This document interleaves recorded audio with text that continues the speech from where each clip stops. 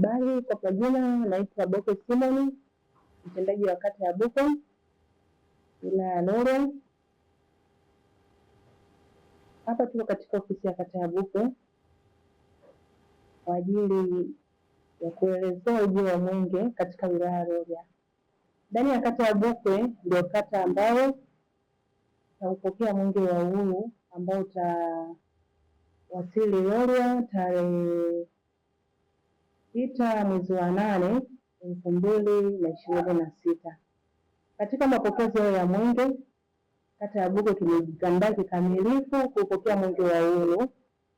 Vitu ambavyo tumeviweka na ambavyo tutafanya katika mapokezi hayo ya mwenge: tumeshafanya vikao na wazee maarufu, tumeshafanya vikao na viongozi wa dini, tumeshafanya vikao na baadhi ya vijana kwa ajili ya mapokezi ya mwenge katika wilaya ya Rorya.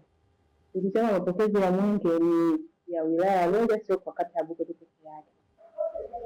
Na wito tunaotoa kwa wananchi wa Rorya pamoja na wananchi wa kijiji cha Mika kata ya Bukwe na vijiji vyote vinavyozunguka kata ya Bukwe, tujitokeze kwa ajili ya kupokea mwenge wa uhuru ambao utafika wilaya ya Rorya tarehe 6 mwezi wa 8. Itakuwa ni siku ya Alhamisi. Tutaupokea katika stendi ya Mika.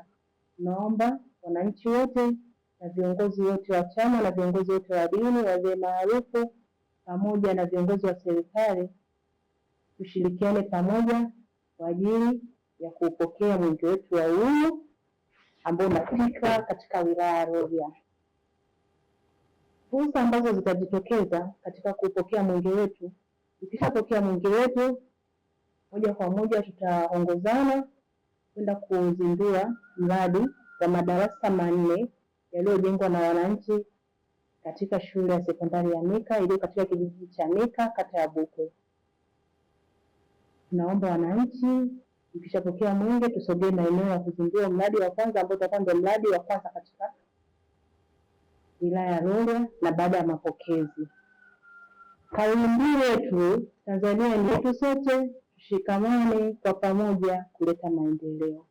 Asanteni sana, karibuni wote kwa pamoja kwa ajili ya kupokea mwenge wa uhuru katika kijiji cha Mika.